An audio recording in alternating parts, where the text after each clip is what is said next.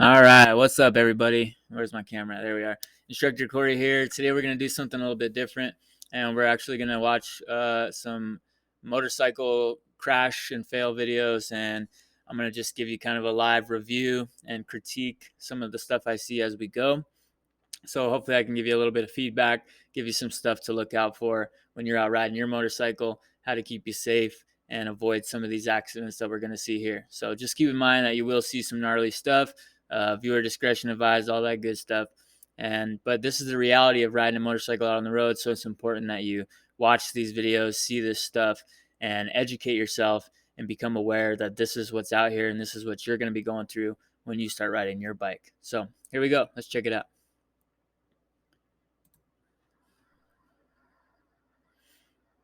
So here we are. We got this rider riding along. So already we can see there's a big issue up ahead here. We got a tire. We're on the freeway. I don't know how fast we're going, but we're kind of going with the flow of traffic, actually overtaking some of these semis here. So probably easily doing 60 miles an hour, maybe 70. And all of a sudden we have a foreign object, looks like a tire, bouncing across the middle of the freeway, coming straight at us. So that's not good. Us on our motorcycle, we can't really see the biker's hands right here, but I'm going to go ahead and assume that this was a panic brake situation. Obviously, this is a concern for panic, but we need to learn how to deal with that in a more productive way so we can avoid the crash. So here it comes.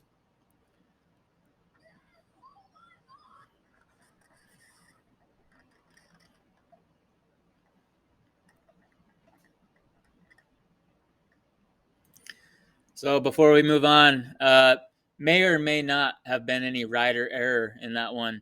Um, my initial thoughts are a panic brake. That's more often than not the case. You see something in the road coming at you, grab a hold of that front brake. It's going to cause the bike to go down more often than not, especially if you have your bars turned at all. It's going to wipe out your traction immediately and dump you. It could have just been that that tire was kind of bouncing and coming along with enough force that it made contact with that front tire and basically just tripped him up and caused that crash to happen. It could have been a kind of combination of those factors. But one thing that we want to look at, just to go back here. So I want to take a look. We're going to try and pause it here just a second. All right. If we have good situational awareness and we're looking down the road ahead of time, we can see this tire here, right? Maybe we're a little bit distracted, just cruising along, not really expecting to have a tire bouncing down the middle of the road. Obviously, we have plenty of lane position and following distance ahead of us, so that's really good. We have some time to react here. So this is where you need to be fully alert, fully paying attention. And as soon as you see this tire bouncing on the road, whether it's a tire or you're able to identify it at all, it could just be a plastic bag or a shoe or anything laying in the road. If it's not supposed to be there, you don't want anything to do with it. Now is the time to be aware of it.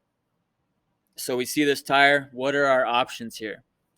Obviously, we have this big box truck on our right side. We have this white car off to the left side. I'm not sure if there's any vehicles directly in the left lane next to us, but we need to start thinking about potential escape routes, okay? With this tire, it's kind of a tough situation because this thing is bouncing and moving really fast. We're doing a high rate of speed, so we don't know which direction this tire might go. It might continue bouncing all the way across the road in front of the semi, and it's a non-issue for us, right? That would be kind of best case scenario if it just kept going. But this one is obviously bouncing and coming directly into our path. So we need to get off of this path, right? We're on a good path. We got lots of space. Now there's an obstacle. Now we need to adjust. Obviously, I think there was a case of target fixation here, kind of honing in on this tire.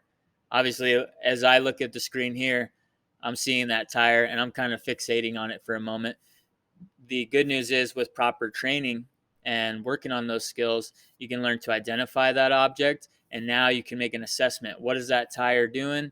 It's bouncing down the road. It's going to cause me to crash if I keep going.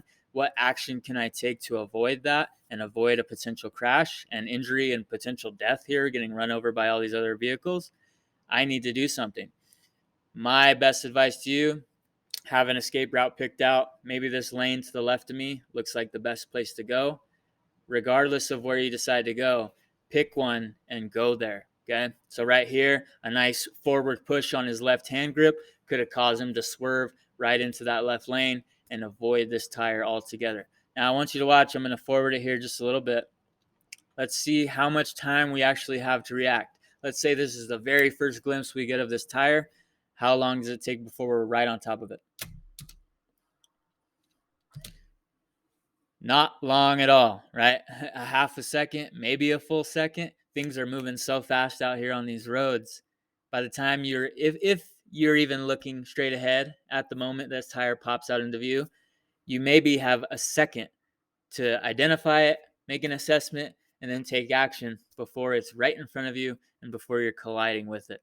That is how quick stuff is moving. And now we can actually see, let me see if my cursor pops up here, the nose of this little car here poking out on the left hand side. So we actually did have someone in our left lane in our blind spot right next to us, kind of blocking one of those potential escape routes. Now, the good thing is about motorcycles, they are a much narrower profile, meaning that if you were in a car right here, you might be boxed in by this box truck on your right side and this little green, looks kind of like a green shade car here on your left. In a normal car, four wheel automobile, you might be stuck. On a motorcycle, because you're more narrow profile, you still have options right here. So I want you to understand that, and I want you to exercise those options if you can, and at least try, because your alternative is just to keep going, hit this tire, and that's game over for you. If you were to try and swerve here or have an escape route, then you have some room to play with. Okay, so just look at this shot here. I'll try and hopefully this is showing up properly. Here we go. We got it on both sides. So there's a little bit of room right here, right? Not much. And I don't really want to get too close to this big, heavy truck here and end up colliding with it or going underneath here. But there's a little room here. It's something called lane splitting, right? And it's illegal in most states. In California, it is legal. And it's something I want you to think about. If all the walls are closing in around you on your motorcycle, do not hesitate to get in between stuff and go in on the line, in between the cars, get out of there. If this is your path to survival, then get on the line and get out, right? Don't think you have to stay in the lane because it's the law and all this stuff. If it's life or death, I'm going right here or I'm going right here. I'm going right on these painted strips. I'm going to swerve over there. I'm going to give it some juice and I'm going to get out of here, away from this thing. Okay. So I want you to think about that. Utilize the advantages a smaller profile motorcycle has. Take advantage of that. Hug in close where you can. Avoid this thing. Learn those life-saving maneuvers like that swerve technique so that you can quickly push on that handlebar, counter steer, cause that bike to lean. Avoid this thing, right? By this point, it's kind of too late, right? So we had about a second to think about it. Now it's right on top of us. And this is the result.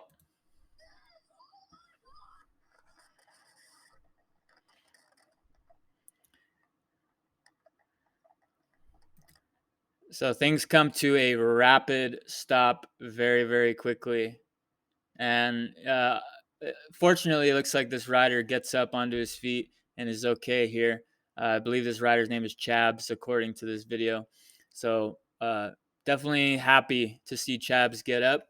And obviously, it's a bunch of adrenaline kicking in right here. Who knows the extent of the injuries other than Chabs and whoever's been familiar with this story. But hopefully, he's wearing a bunch of gear here and absorbed a lot of the impact and road rash right there. But you go down on this highway doing 70, 80 miles an hour, it's not going to feel good, right? So wear all the gear all the time. Predict that this kind of stuff is going to happen to you. You could be out just going for a ride, right? Maybe Chabs was like, man, beautiful day out. I'm just sitting at home. What am I doing? I'm going to go hop on the motorcycle and get out there and just take a quick burn down the freeway and go feel some wind blowing and enjoy the ride. And then this is the result. So no matter what type of ride you're doing, or what you're up to, this can happen to you at any time. So keep yourself safe. Make sure you're wearing the gear, and we'll see you in the next one.